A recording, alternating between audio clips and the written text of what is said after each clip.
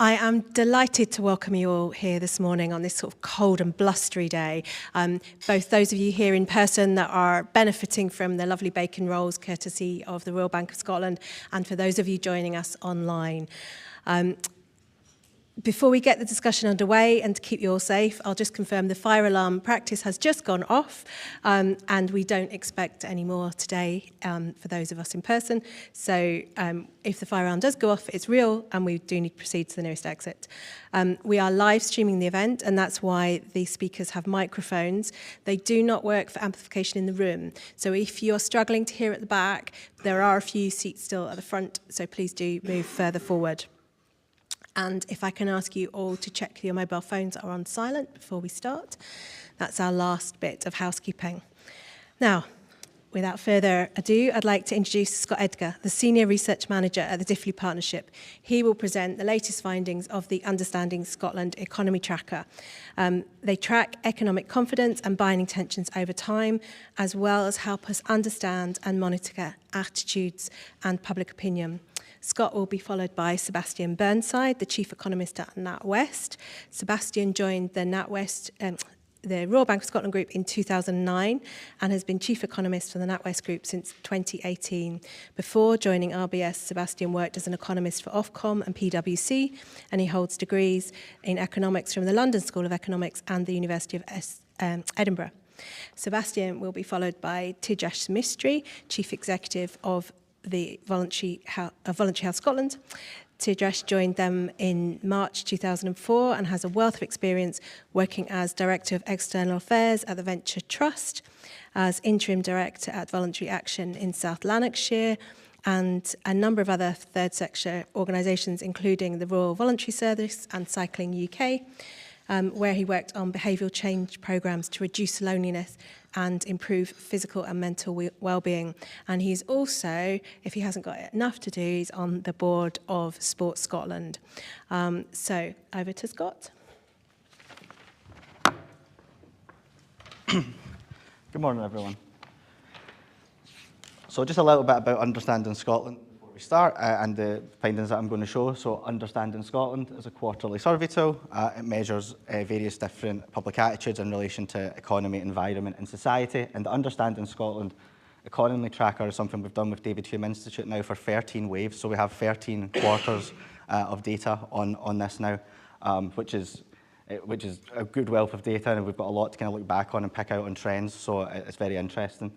The survey was conducted between the 1st and 5th of November this year and received over 2,200 responses, and it's conducted online and the invitations are issued via the Scott Pulse panel. So on to the findings. One of the questions that we asked right at the start of the survey is about whether people feel things in Scotland are going in the right or the wrong direction. And it's a deliberately open question. It leaves it to people's interpretation what they might think is the right direction or wrong direction.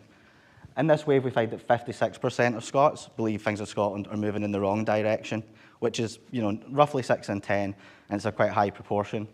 The highest we've ever recorded on that was actually in May, earlier this year at 62%, and it dropped between May and August down to that 56%. However, if we thought that was the start of a trend, that hasn't come to pass. Basically, public attitudes in terms of the direction of Scotland have stayed relatively stable. One of the interesting things here is actually 23% of people now say they don't know, which I think is a very interesting thing to sort of just dwell on for a second, that more people in Scotland think they're not really sure what direction Scotland's going in, overthinking the right direction. I think it's a very interesting thing to dwell on for a second, how people don't really know what direction we're going in, which I think is worth just thinking about. We also ask people what their policy priorities are, so we give a big list of priorities and we ask them to pick their top 3 priorities from that list. And pretty consistently over this series, healthcare and NHS and the cost of living have been the 2 primary issues. In this wave, what we've seen is a 4 percentage point drop in the proportion of people saying healthcare and the NHS, and a further drop in the cost of living and inflation. And that's now 8 percentage points lower than this time last year. So what's kind of interesting when we see these downward trends is we're going, well, what's coming up? Like, what are the other issues then that are beginning to fill that space? What are the ones that become the kind of issues that might come to replace that as we move on? And the really, really kind of interesting thing here is there's a whole load of issues that are sort of hovering around that kind of 19 to 15% of people selecting it amongst their top 3, but not very much movement. There's not like a clear priority that's coming out beyond that. There's a mixture of priorities and different people having different priorities across policy areas. So if we look at poverty and inequalities, now 1 in 5 Scots would think of that as one of the top 3 issues facing Scotland, followed by the economy, education, schools, trust in politics, housing, immigration. So what you see there is like they're all kind of around the same proportion, and nothing's really emerging as the kind of issue that looks like it's going to replace cost of living inflation if that continues on that downward trend. So what I thought I'd do this time is do a little bit more on the sort of demographics around what are the sort of the top 5 issues, if you want, that are different demographics to see what's different. And if you look across all of these, so we've just basically taken kind of the youngest age group and the oldest age group in the break, so 16 to 34 and 65 plus, and then male and female. And what we see here is that health care and NHS and cost of living inflation is amongst the top 2 priorities for all of those. So that's pretty spread across demographics that healthcare and NHS and cost of living inflation are the top priorities for people. But there's a wee bit more variation under that and some kind of interesting things that are worth pulling out there. So if we take the environment and climate change, for example, that would be the sort of 4th highest priority, if you like, amongst those aged 16 to 34. It's actually the 18th highest priority amongst people aged 65 plus if you took them all and just put them in order of proportion. So there's differing kind of attitudes in terms of how important environment and climate change by age. However, that doesn't like carry through when we say like male and female, so that demographic, there's not a big demographic difference between the attitudes on environment and climate change amongst men and women. Trust in politics is a higher issue, for example, for those aged 65 plus. They have that as the 3rd biggest, issue amongst that demographic. I think that's quite interesting to think about. Is it more of an interest in politics? Is it, sort of kind of persistently thinking things are going to happen and then they don't over time? I think it's quite interesting to think about that. And then equally the fact that, housing's a higher priority amongst those aged 16 to 34. We all know there's been declarations of housing crisis. We know the impact that, on housing for, younger people. So perhaps it's not a surprise that that's higher up. But as we can see, there's some differences, but consistency amongst the top 2 issues. So those issues really are the issues that across demographics that people point to. Oops. There we go. We also asked people what their kind of economic priorities are, and this has been really characterised by stability over the last few waves. Cost of living and inflation remains the top economic priority among Scots, followed by lack of spending on public services and living standard and wages. And this has been, quite consistent over the waves in terms of the economic factors that people prioritise. There's some differences here, like very minor ones. We've seen a 5 percentage point drop in living standard and wages as a priority, and a 2 percentage point increase in economic growth. Incidentally, economic growth is something that kind of people aged 65 plus are more likely to point out as a priority compared to those aged 16 to 34. So a quarter of those aged 65 plus would say that's amongst the top 3 priorities, whereas only 13% of those aged 16 to 34 would pick economic growth as one of the top economic priorities. And then, if any of you have kind of seen maybe the papers over the weekend, you might have recognised some of these figures about economic outlook. And what we do is we ask people, if you think about general economic conditions in the last 12 months, do you think they're better or worse? Then the same for the next 12 months. What about your own financial circumstances? Do you think they're better or worse now than they were 12 months ago? And then do you think they're going to be better or worse in 12 months' time? And what we find is that about half of Scots are saying that their financial situation is worse than it was this time last year. What we're finding is that then 63% are also saying that general economic conditions, so 2/3, are worse than this time last year. And what's interesting for us here is that when I spoke in August, where we're going, all these are moving in the right direction, there's these kind of slow increases in optimism. We're not quite flipping over to being optimistic, but we seem to be in the right direction. And all of that's kind of gone in this wave. So it's worth kind of dwelling on the fact that the increase of up to 63% there is a 9 percentage point increase in people thinking it's negative compared to August. And similarly, looking forward, people don't have the most positive outlook looking at their own financial circumstances. So we've got 44% of people thinking their own circumstances will be worse this time next year, and then 2/3 thinking that general economic conditions will be worse this time next year. So basically, it's kind of miserable, right? Like when you're kind of saying it like that, there's kind of no other way to kind of dice that. And it's a kind of reverse on what we were seeing, which looked like we were moving in the right direction. Households with children are more likely to say that they think, they're going to be worse off this time next year than those without, for example. And I think it's interesting to kind of think we're kind of between two budgets, right? So we've got, we had the UK budget in October, but I think what the interesting thing is that Keir Starmer's message where he said things are going to get worse before they get better, it feels like people have heard that and are preparing that it's going to get worse. That seems to be how people have responded. And then when we look at kind of polling that's not from this, but polling that's, about the budget, 3 in 10 Scots think the UK budget will make, will have a negative effect on them and their families. And 1 in 3 think it will have a negative impact on Scotland in general. So I don't think that the UK budget's had that impact of increasing confidence amongst people in Scotland, and that message that was relayed not long after we published the last one in the Rose Garden behind the thing that, things will get worse before it gets better, it's been heard. And what I was saying before, and what I was saying before with relation to, we'd seen kind of steady increases. What this chart shows is a net of if you take the positive and the negative away from each other in terms of whether people think things are going to get worse before or better. And what you can see here is that basically we were on this kind of really slow upward trend. As I said, it looked like things were moving in the right direction. People were getting closer to some kind of optimism. It is worth, again, flagging, as I do every time I do this presentation, that these are negatives here, and the top of the axis is 0%. So we are kind of looking exclusively in kind of negative terms. But if we look there, what you can see is that's reversed in this wave. So all that kind of small little incremental increases in positivity that we were seeing, that's now reversed. Now, we're not quite where we were like in, November, 22, which really is the floor. Like that's like, we're talking about minus 90% net. It's kind of crazy to think that, but we can see that things have kind of turned again. So without some sort of kind of signal of confidence, there's no kind of reason to expect that they would suddenly turn around again. So people will be looking to kind of forthcoming budgets in the next couple of weeks and going forward, some kind of signal of confidence in the economy. And one of the things that we always ask, but we've changed it a little bit this time, is just about, how do concerns with money matters impact you? So this is the kind of, if you want, the kind of real life, day-to-day effect that, when people think things are going to be worse, or people talk about, the kind of economic outlook. This is the day-to-day of what people are doing, and it's having an impact on people's home life, work life, and health is what we're finding from this. So more than half of people report in the last 12 months they've cut back on leisure activities, for example, cut back on their energy use or cut back on non-essential spending. And then when we look at kind of health measures, we see that 1 in 3 say their mental health has been impacted in some way by money matters. 1 in 6 that their physical health has been impacted in some way. People making decisions on the kind of food that they buy, buying less fresh produce.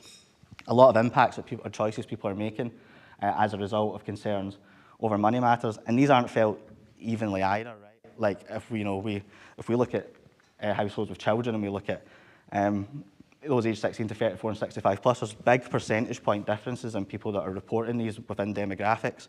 So what this chart here shows is like the percentage point difference between, say, those aged 16 to 34 and those 65 plus, households with children and households without.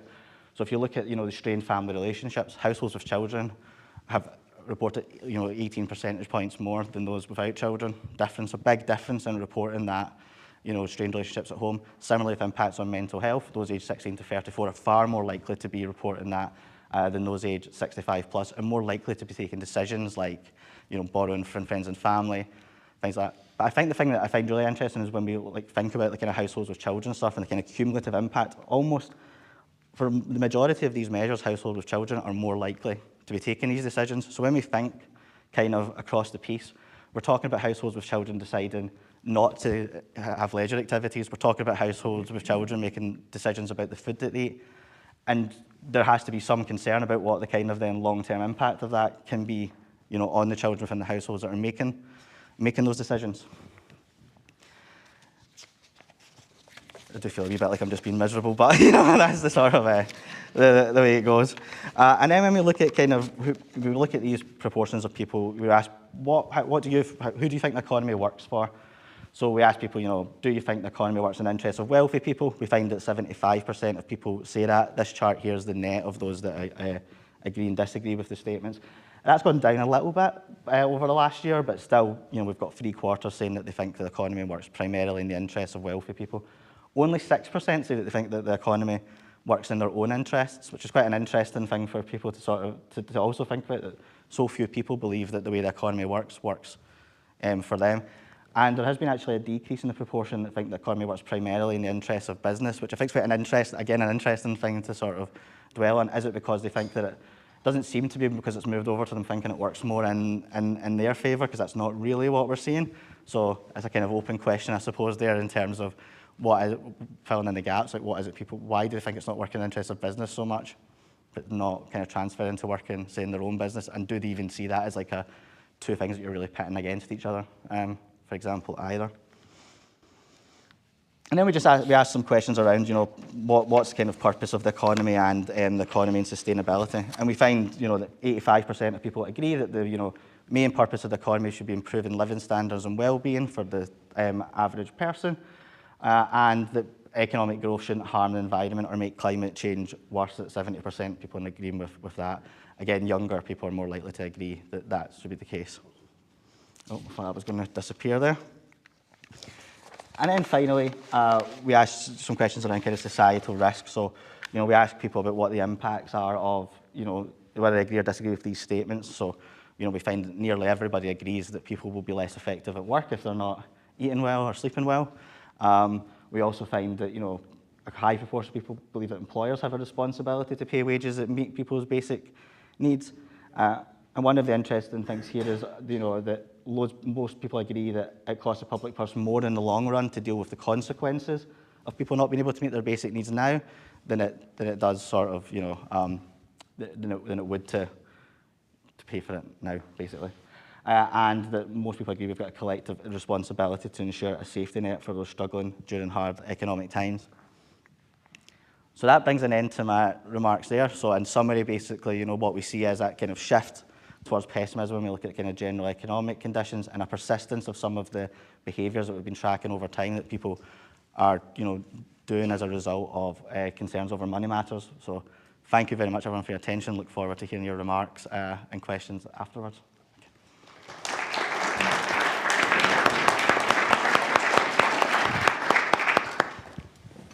Good morning, everyone. Thank you very much for that run through, Scott.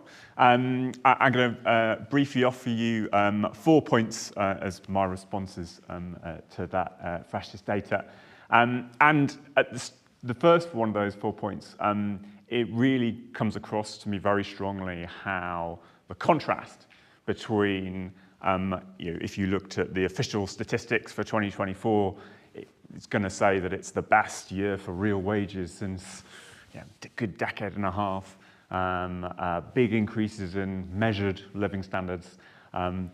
But when the rubber hits the road with individuals up and down the country, whether it's because they're not getting those wage increases, whether it's because actually their remortgaging costs or their rental costs have gone up, or other specific aspects of their own experience, means that is not translating through in terms of an further improvement in confidence in the trend that we've seen coming through recently.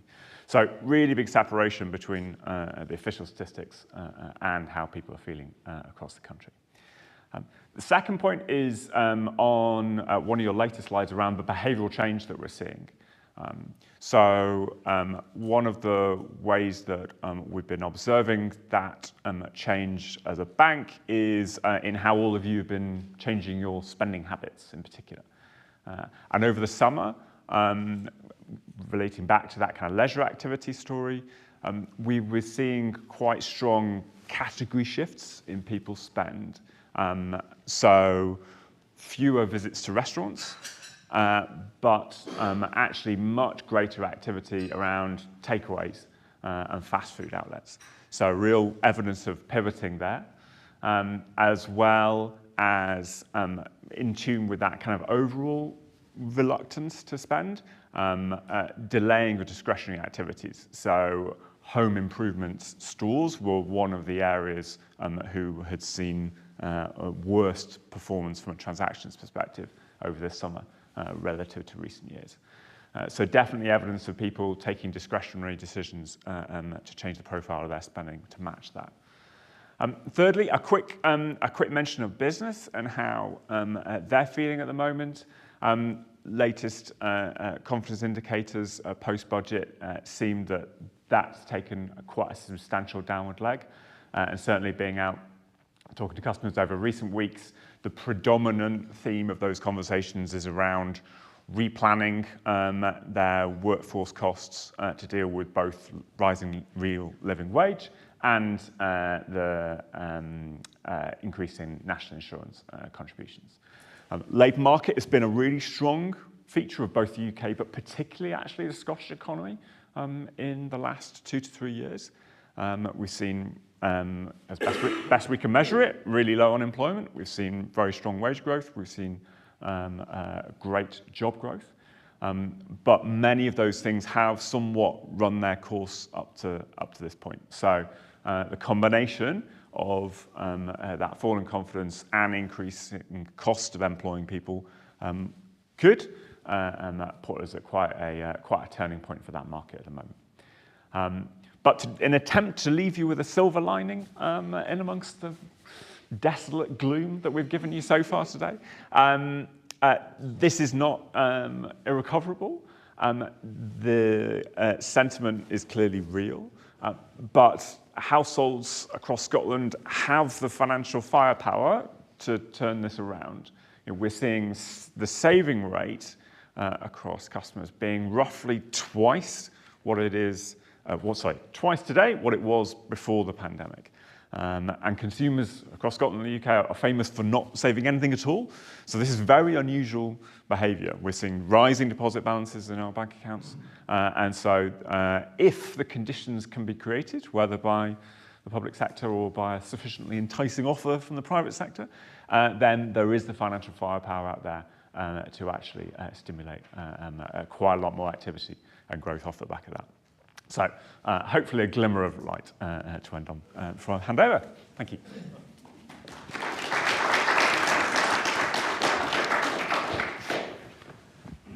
Thanks very much, Sebastian and colleagues. I think that for me, I wanted to almost quote my esteemed colleagues here just to kick us off, just to kind of set the mood. And what we're hearing is it's kind of miserable and we've got desolate gloom.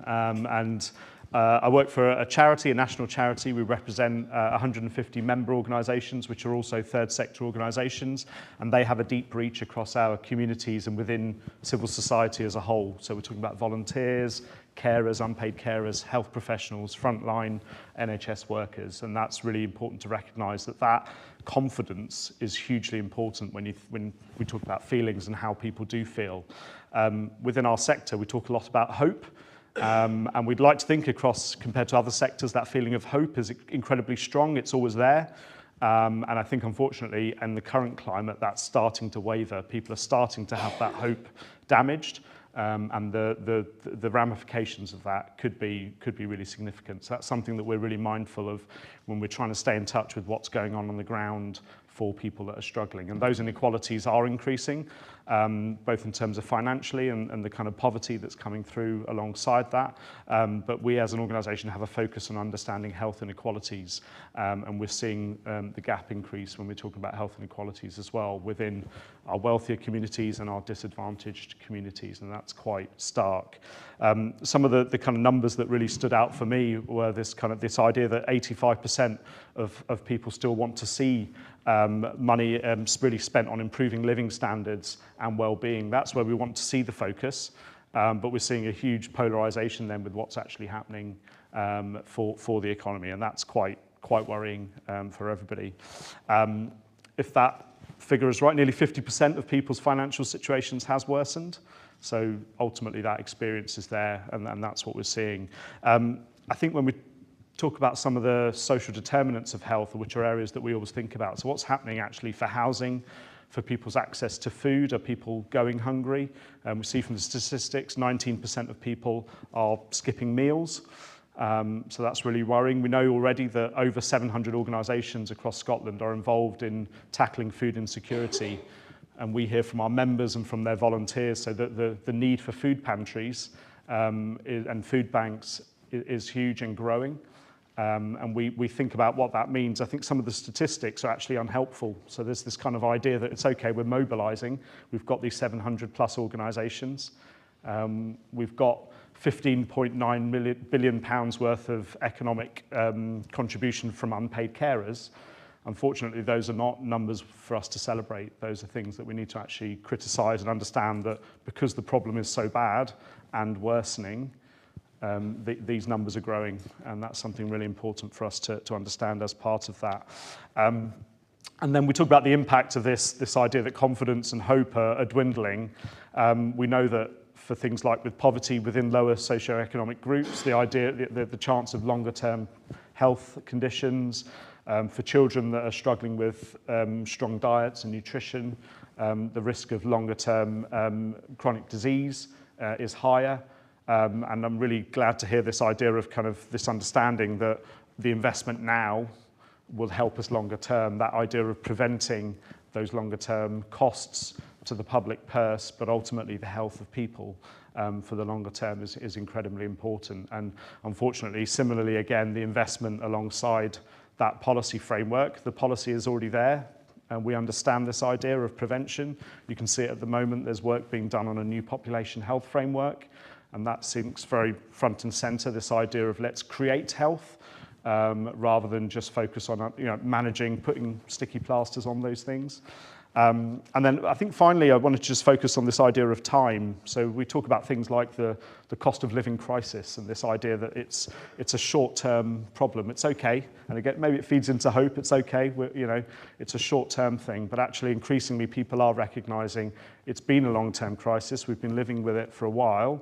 We don't have obvious signs that it's going to be removed quite soon, and therefore it feels unfair to actually call it a short-term crisis. We need to recognise that there's a long-term impact within this as well. And I always think of our situation as a bit of an iceberg. So the organisations and the people we work with, so we're often working alongside those communities, volunteers, unpaid carers, like I mentioned. That's the tip of the iceberg. They work with hundreds and thousands of people within our communities, and the reach is therefore huge. So the impact of what's happening at a national level, when we see the challenges to staffing particularly within charities, for example, and even health professionals and carers that are very much closer to the living wage, they're struggling to survive at that level, and poverty for those people on lower incomes is becoming an increasing issue as well. So just wanted to leave you with that idea of time and thinking about the reach and the impact here and that experience for people. This idea of being preventative and creating health is really important. Thank you.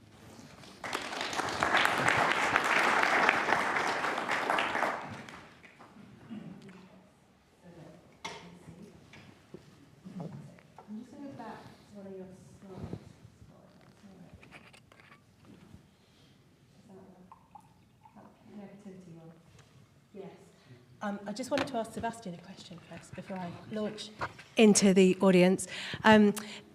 Peak negativity seems to be the survey we did after the Trust budget.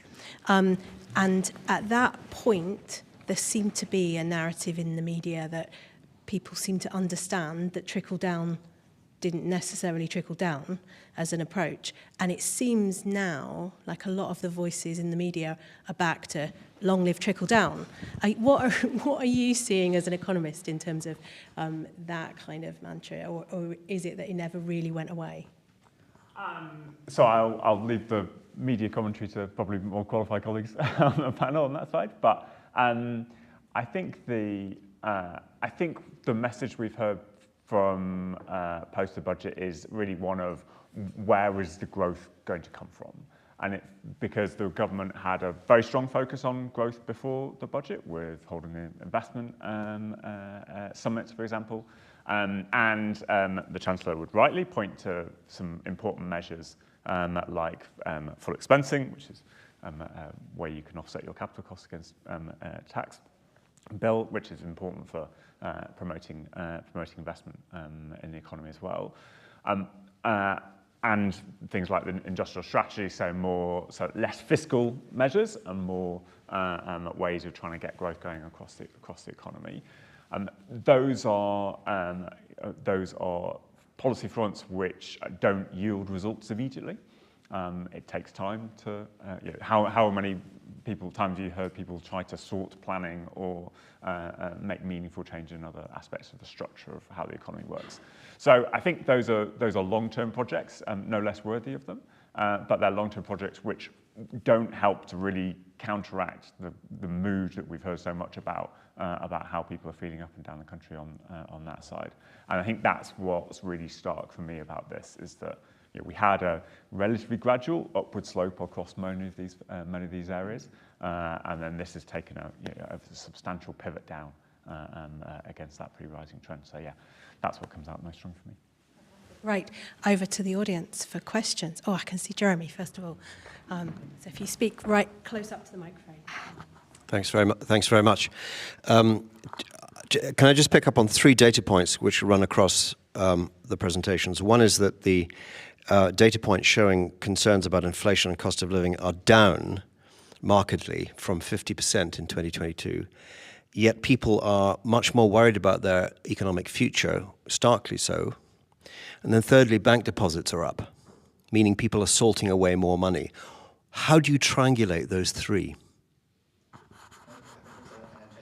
I think when we're talking about those issues that are sort of sitting under the kind of cost of living and inflation, are people, people might think cost of living, so you're hearing in that, inflation's down on what it was like previously. So maybe people are thinking that crisis is subsiding, but people still don't feel confident to go and spend. So if their housing costs have gone up, for example, however, that's not really risen dramatically amongst people in terms of a priority. So I think that people are perhaps looking at other issues that also they might have previously put under sort of cost of living. So like having to pay more for their energy bills, having to do X, Y, Z. I think it's a difficult challenge. I do think in terms of triangulating those, and then the fact that as Sebastian said, people have more in their savings. I think. Some people, yeah. I do think it's interesting that has gone down as a concern, but people's confidence hasn't followed through. People, the people who are less confident would still, people who select cost of living and inflation as a priority would be less confident than the others, but still, overall, that's a downward trend. So it is an interesting tension, I think. I think the only build I'd offer is that we've probably seen a wider range of outcomes across the distribution of winners and losers that you always get in any normal kind of economic period.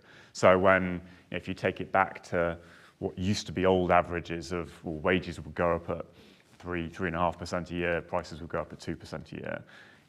The winning in terms of getting a good pay rise in that year versus a bad one, probably only leaves you a couple of percentage points away from what inflation did. When inflation is at 11 and when wage growth is at 8, winning and losing suddenly become very far apart from each other. And that combined with, I think, the difference in people's individual circumstances about, if your private sector rents come up, and we know the average growth there is rental growth is close to 9%. So again, think about the distribution around that. I think you can quite quickly get to a situation where, gosh, there's just a lot of people with who are trying to juggle a lot of moving parts around those aspects. So yeah, I think that's I suspect one of the things that comes through and helps to explain some of the contradictions in the aggregate averages that we're looking at.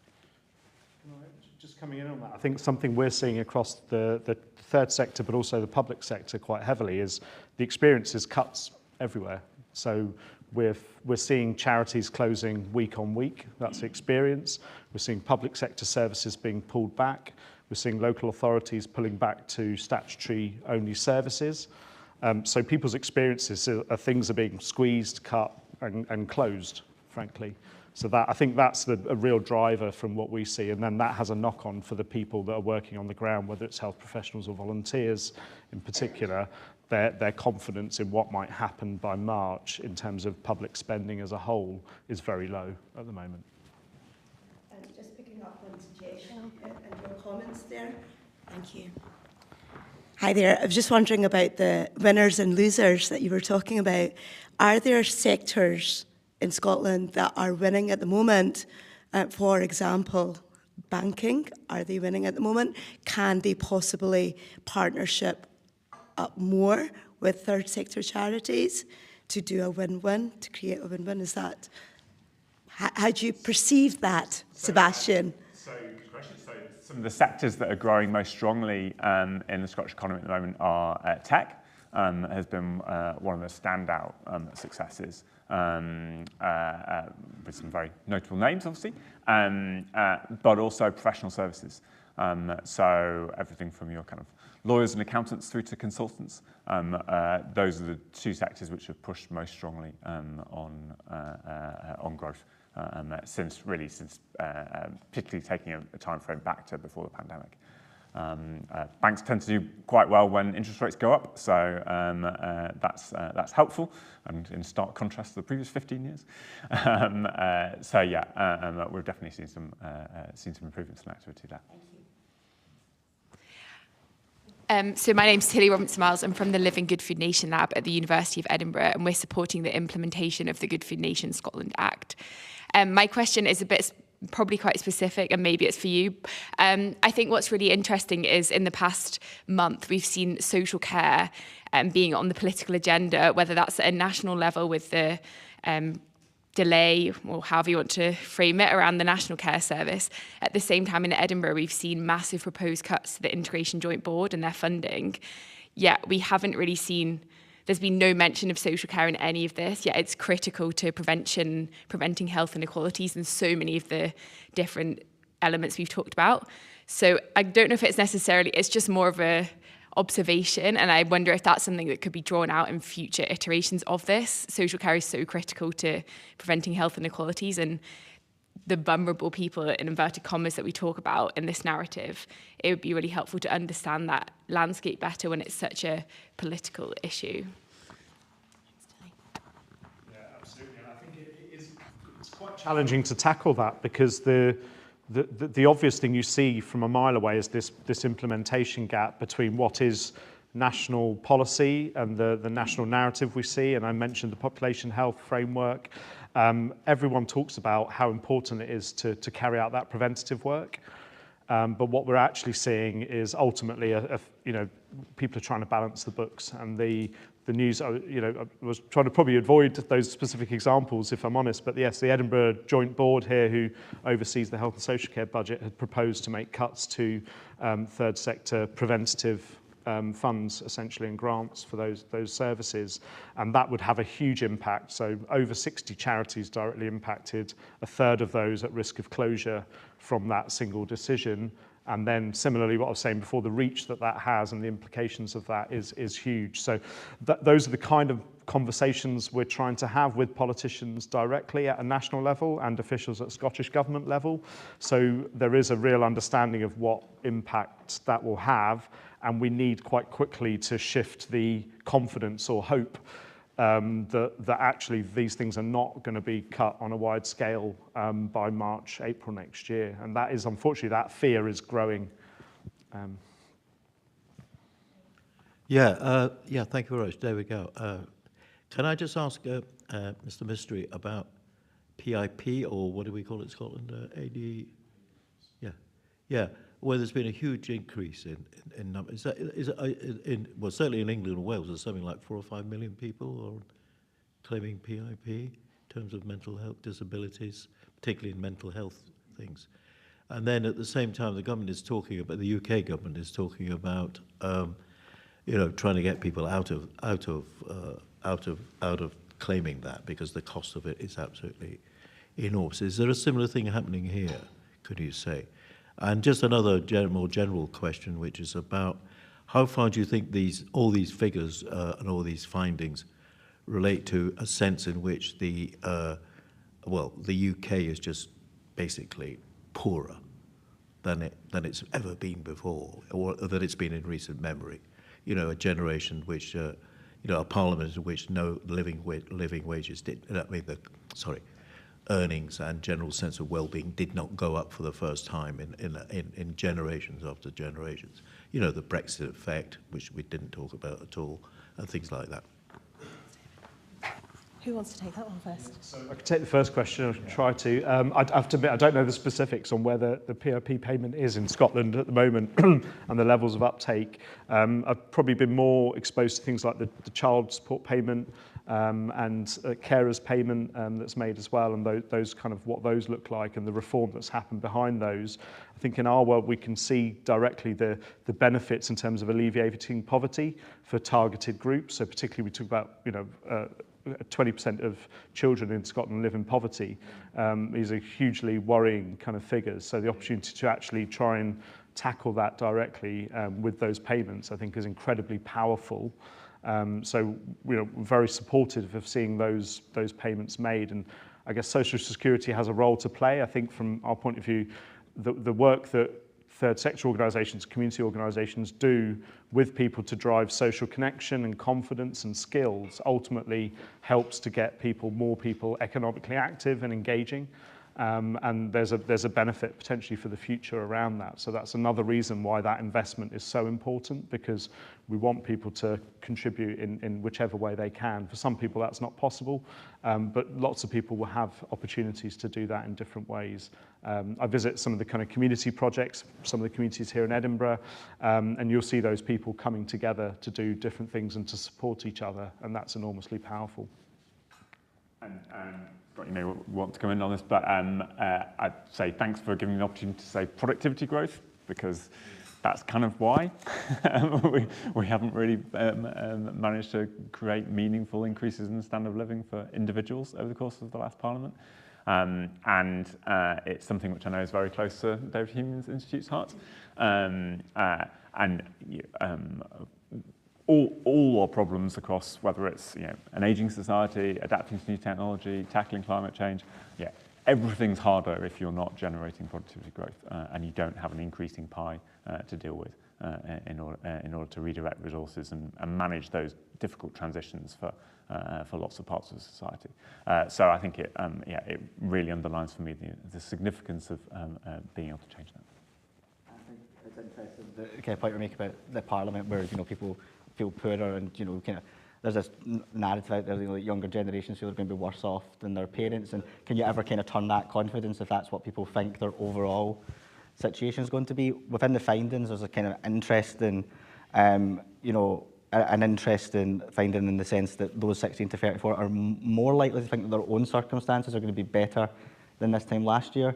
And people who are older, so it's not like overwhelming confidence, but 25% think that they're going to be better off this time next year. And it'll be interesting to see if that's met and those 25% feel like that, do you start to see a turn in confidence? But then if it's not, then does it just kind of stay the same at that point? I just wanted to pick up one point with Tejesh, because I'm not sure if I heard the figures correctly, but you said 90% of people, I wasn't sure if 90 or 19%, 19% of people deliberately are skipping meals. I was wondering, firstly, do we know why? Is it purely affordability, or could part of that be diet, deliberately for a diet reason, or indeed just accidental, that they're working too hard? And it seems to be correlated with the 20% of children in poverty figure, or is that just a coincidence? And in either event, what will be the policy conclusions following from that, i.e. what can be done about it? Because even 19%, if it is all due to affordability, I find quite shocking, because I'd have thought the first thing you spend your income on before anything else is feeding yourself. Feel free to bring in Tilly, because I know she's volunteering if you want any extra comments. That we frame it as a result of concerns over money matters. So when we ask that question, we're asking people to think about, is it because of finances? And it's 19% that report within that context that they've done that within the last year because of concerns over money. I guess just from my perspective, it's more experiential, having met different families and communities. They're genuinely worried about how they're going to feed their families. They don't have the income to be able to purchase enough food. They have avenues through food banks and community pantries now, which are much more widely available. But ultimately, that is the reason. It's economic. They don't feel they can afford to pay for enough food for their wider family, and that's incredibly worrying. In our world, we started looking at kind of what's the environment like and what does planning look like for access to healthy food, and it's quite scary when you look at different communities and their ability to access healthy food, and the planning that goes alongside that. So I think for me that's something that really needs to be looked at. It's if somebody doesn't have a car, how do they get to a supermarket, and that might be quite a big distance. Do you want to add a sentence? Yeah, food insecurity is multifactorial, and we can't just frame it as financial, especially that's why I brought in social care, because so many older people can't access food for other reasons because of their physical or mental health. They can't stand in the kitchen for long periods of time. So I think it's recognising that the food element to this is connected to so many elements around health and social care too. But the specific question we asked was about money matters. Yeah. So I take the point that we could ask the question in different ways, but for this one, Scott, do you want to add? Okay. We do ask about it due to a series of editorial decisions on the graph for it being too messy. If we put everything on, it's not on there, and also it's kind of just cut off when you look at the kind of top 5 issues. So it's 12 in the ordering of the issues that we ask overall, but it is 6th amongst those 65 plus social care is a top priority facing Scotland. So I think, yeah, it can be pulled out, and we'll have to talk to you if there's stuff that you would like to take out from that. Strang, forgive me, I'm not an economist. Can I ask 3 questions? One, how do your Scottish figures relate to UK or England? 2, the interest in climate change appears to be wants, not needs, and I think there's a danger in not picking that up. And thirdly, is community planning a distraction or having any real effect? The first point, kind of comparison to UK, when we look at, you know, especially the priority stuff. So I've not got figures to hand for the kind of economic outlook stuff, but if we look at priorities, they tend to, cost of living and health would be the top priorities across the UK. When we looked before the last election, those were the top priorities across the UK, so that's quite consistent. There's usually differences between sort of the prioritisation of immigration, for example, and Scotland tends to be slightly lower down on the list than in England, so we tend to find that.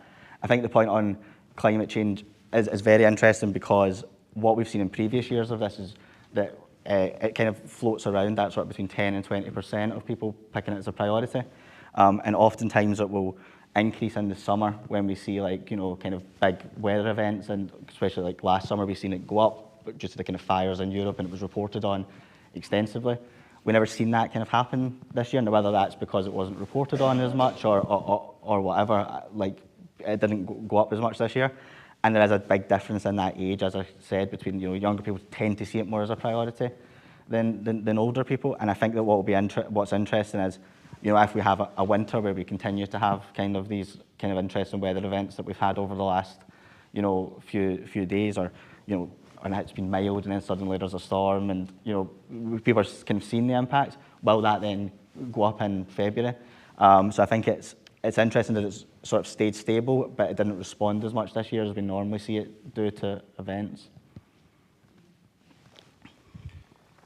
On the community planning point, so I think the opportunity there and the approach could be incredibly powerful. So we're talking about bringing specialists from different areas in terms of housing, education, health, coming together to make a community better. And so I think that concept and that idea is extremely powerful, potentially. I think in real life it's really challenging. I don't think the resource is there to make these things work, but I think there needs to be a focus on that approach, because when we talk about, in Arrow, we think a lot about access to healthcare. So how within that community can people access the support they need, or are they in fact actually falling through the cracks? Are they going missing for whatever reason? Are they not supported enough to attend their health appointments, and therefore what's happening? So we start to talk about the various factors around that health and social care element, that transport element, that social connectedness element, and how they feel potentially, are they lonely, and what does that look like? And this all comes back to these different social determinants and the environment that kind of drives that. So for me, the community planning opportunity is incredibly important. How much impact is it happening? I think there are some pockets where you can see that joined up working is creating something. But overall, it's a very challenging climate for local authorities at the moment. Anything you want to add, Sebastian? No. Well, we are rapidly coming towards the end of the event, but we have what I think of as, he will be embarrassed if I say, one of the biggest brains in Britain here today. And I've strong-armed him into coming up to say a few words of reflections, because he just knows an encyclopedic knowledge of data on issues, the kind of ones we've been discussing today. So I'm going to ask Professor Danny Dorling from the University of Oxford to come up and just give us a few of his thoughts and reflections on what he's heard this morning. Thank you very much. I'm going to give you my card, and it's going to become clear why in a second. I'll challenge any of you to beat me on how excited you might have been to have seen Scott's graphs at the beginning of this.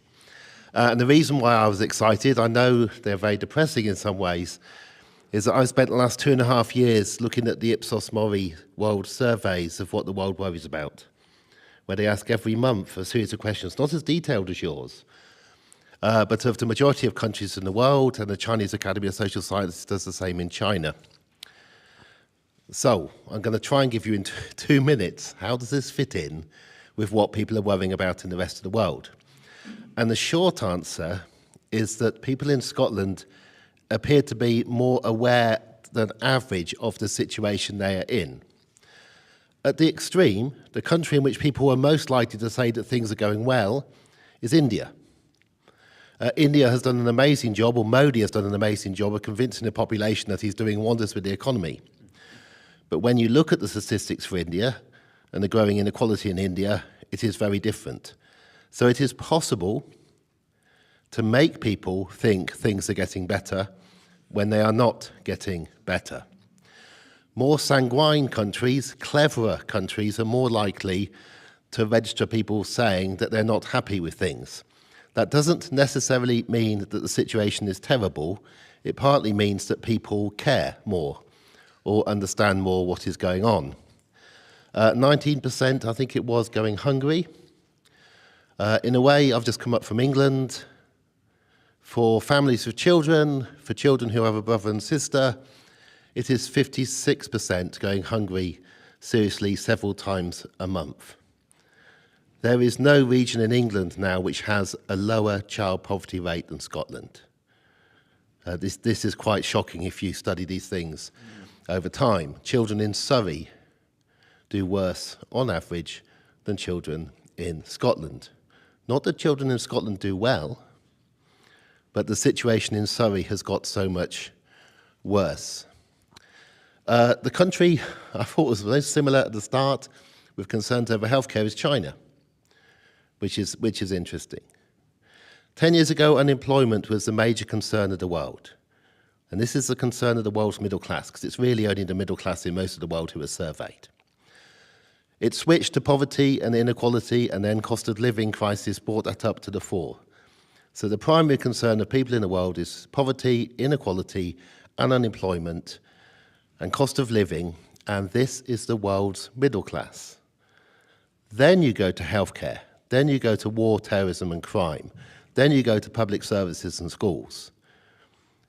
Number 6 and falling is climate change. There is lethargy with climate change, and also a growing, I think, anger amongst people who are above average in terms of their position, that what is happening to them is being ignored. The worst thing you can do is tell people that you've managed the economy well, that GDP has risen slightly more than average, that you've got productivity up, when they know that their personal situation is worse than it was 4 years ago. Okay? I thought I was very clever writing this book. It's going to be published in May, trying to make this point that people are really upset. Unfortunately, Donald Trump has demonstrated it in a far clearer way, what happens. If you talk technicalities and ignore the actual realities of most people's lives. I haven't seen people look at these things in this detail before, which is why I was so galvanized at the beginning to watch it being taken seriously in one place. So my only point to say is don't just compare with England. The UK as a whole, of all the countries that the United Nations compares, has had by far the biggest rise in poverty for children of anywhere in the world in the last 7 years. We are a complete outlier. In Europe, our performance is abysmal.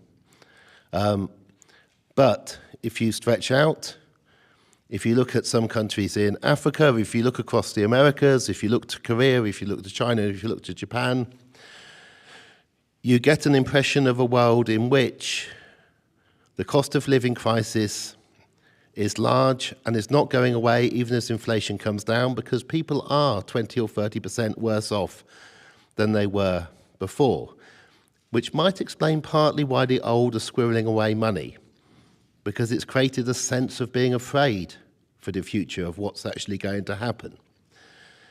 It isn't just here that living standards are lower than they have been still since about 2008, although we're hovering around that level for the UK as a whole. Much of the rest of the world is no longer looking at future generations being better off than their parents. And then people are beginning to ask questions about, so what are the priorities? If rich countries are not going to become richer, what actually matters? How do you share the resources you have? And do you believe anymore the story that if we just all work a little bit harder, it's all going to be better? And there's a general cynicism in the world, which I think is increasingly warranted about this, but not in India. And the other country in which it doesn't exist is Russia. So, beware when the population says our leaders are great. Beware of that. And when the population says that they are unsure and concerned about what's going on, that is often a very good sign. Thank you for letting me end this, and please email me, and I'll send you what I've tried to do for the world. Thank you very much.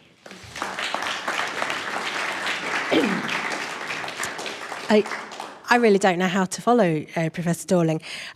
There's so much to take away from the discussion today, and I hope Danny taking part there is evident that the audience is as much part of the conversation as the speakers that do give up their time to come and share their thoughts. So thank you so much for all those people that asked questions.